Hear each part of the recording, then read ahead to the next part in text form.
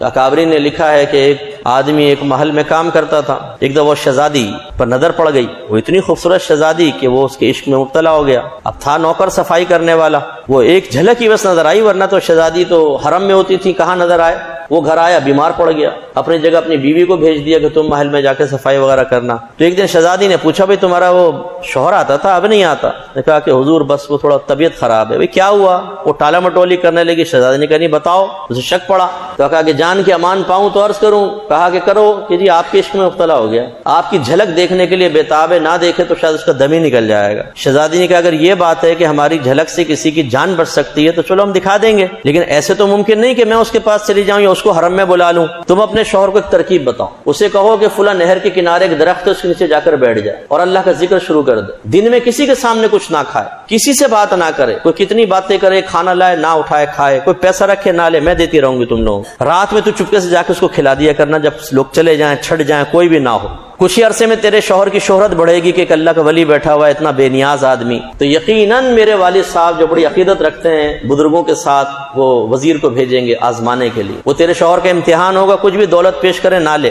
پھر بادشاہ آئے گا تیرے شوہر کے پاس، جب بادشاہ آئے پھر بھی بے نیازی کا اظہار کرے، پھر جب بادشاہ مل کر آئے گا نا تو میں باپ سے کہوں گی کہ اگر آپ اجازت دیں تو میں بھی زیارت کر لوں، کہ اللہ کے ولی کی درجات کی بلندی کا سامان ہوگا، اور باپ مجھے اجازت دے گا پھر میں آؤں گی، تیرا شوہر مجھے دیکھ لے گا۔ یہ اتنا لمبا نسخہ عظیمہ، لیکن یہ میرے خیال میں کوئی تعجب کی بات نہیں۔ جو نوجوان رات کے 2 بجے سے لے کر 6 بجے تک واٹس ایپ پہ چپکا ہو یا فیس بک پہ لڑکیوں کی تلاش میں چیٹنگ کر رہا ہو، اس کے لیے اتنا بڑا کوئی مسئلہ تو نہیں ہے، تو بہت آسان معمولی سی بات ہے۔ محبوب قدموں میں آنے کے لیے، وظیفے کرنے کے لیے تو ہمارے نوجوان تیار ہیں۔ ہاں 15 منٹ کا درس قرآن یا درس حدیث کیا دو، اللہ اکبر، اتنا بڑا امتحان، 15 منٹ درس قرآن درس حدیث، 50 کا کام یاد آئیں گے ہمارے عظیم نوجوانوں کو، جو ہمارے مذہب ہمارے ملک کے معمار ہیں، انہیں عظیم کام یاد آئیں گے، بھاگ جائیں گے۔ اس نے کہا بس اتنی سی بات، جا کے بیٹھ گیا۔ بھائی اب شروع، اب وہی جو ہم جیسے لوگ، نہ یہ پتہ ہے نمازیں پڑھ رہا ہے نہیں پڑھ رہا، صاحب علم ہے نہیں ہے، اس میں اللہ کے ولیوں کی نشانی ہے کہ نہیں ہے۔ گزرتے گزرتے ارے بابا بیٹھا ہوا ہے، بابا بیٹھا ہوا ہے، بابا بیٹھا ہوا ہے، 2-4 آگے دعائیں کروائیں،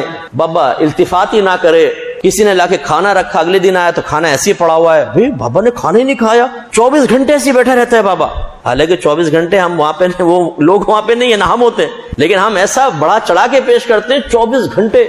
ایک اپنے پیر کے بارے میں ایک نے کہا، بلکہ عقیدت رکھتا تھا، پیر تو کوئی اور تھا، جس سے میری عقیدت ہے 24 گھنٹے سوتا نہیں ہے۔ میں نے کہا واش روم میں بھی تم ساتھ جاتے ہو اس کے، تم کیسے گارنٹی دے سکتے ہو 24 گھنٹے سوتا نہیں؟ فراڈ بنا رکھا ہے، 24 گھنٹے سوئے ہی نہیں، کئی سالوں سے نہیں سویا وہ۔ ارے بھائی خدا کا خوف کرو۔ اب وہ شہرت ہو گئی بھائی اس کی، تو لوگ آنے لگے، اور آپ کو پتا ہے وہ درختوں میں دھاگے بندنے لگے منت کے، کالے پیلے لال جھنڈے لگا دیے، کسی نے انڈے رکھ لیے اور کوئی پانی کی بوتلیں لے کے بیٹھ گیا، وہ دھندا شروع ہو گیا، بھائی میلہ لگ گیا وہاں پر۔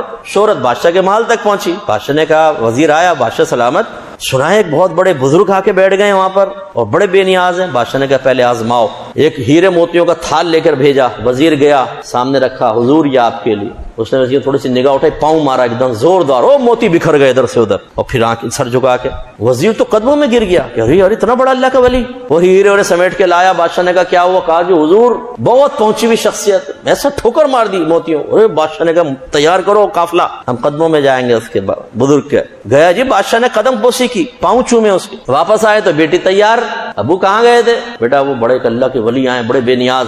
تو کہا کہ حضور مجھے بھی اجازت دیں کہ میں اس کی زیارت کر لوں۔ کہا ہاں بیٹا بالکل جاؤ، بزرگوں کی زیارت کرنا بہت زبردست ہوتا ہے۔ اس نے بیوی کو پیغام بھیجا اپنے شوہر سے، کہنا کہ میں شام کو تیرے پاس آؤں۔ اس نے جا کر پیغام پہنچا دیا۔ اب یہ شہزادی وہاں پہنچی، سامنے ہوئی اور اس نے اپنا چہرہ کھول دیا اور کہا کہ لو دیکھ لو میں آ گئی ہوں۔ لیکن وہ سر جھکا کے بیٹھا رہا۔ پھر کہا بھائی دیکھ لو میں آ گئی ہوں جلدی سے، لیکن اس نے نہیں دیکھا۔ جب شہزادی نے زیادہ اصرار کیا تو اس نے نگاہیں جھکائے رکھتے ہوئے ہی کہا کہ مسئلہ دراصل یہ ہے کہ کل رات کو جب بادشاہ میرے قدم چوم کر واپس گیا تو اللہ تبارک و تعالیٰ نے میرے دل میں یہ بات ڈالی کہ اے بندے، تو نے ایک عورت کے لیے یہ روپ دھارا تو میں نے بادشاہوں کو تیرے قدموں میں پہنچا دیا، اگر تو میرے لیے کرتا تو تجھے کہاں تک میں پہنچا دیتا۔ تو اس نے کہا بس یہ بات میرے دل میں آئی، وہ پوری رات میں روتے ہوئے میری گزری ہے، اور میں تجھے کیا دیکھوں، اس وقت میں نگاہ اٹھاتا ہوں تو جنت کی حوریں مجھے نظر آتی ہیں، لہذا جب تو اس سے مجھے کوئی کام نہیں. تو یہ تو چلیں اس کے ساتھ ہو گیا, اللہ کا کرم تھا, ہو گیا اس کے ساتھ. ضروری نہیں کہ آپ بھی جا کر فراڈ کر کے بیٹھ جائیں تو سوچیں کہ چلو اللہ تعالیٰ مجھے بھی حوریں دکھا دے گا,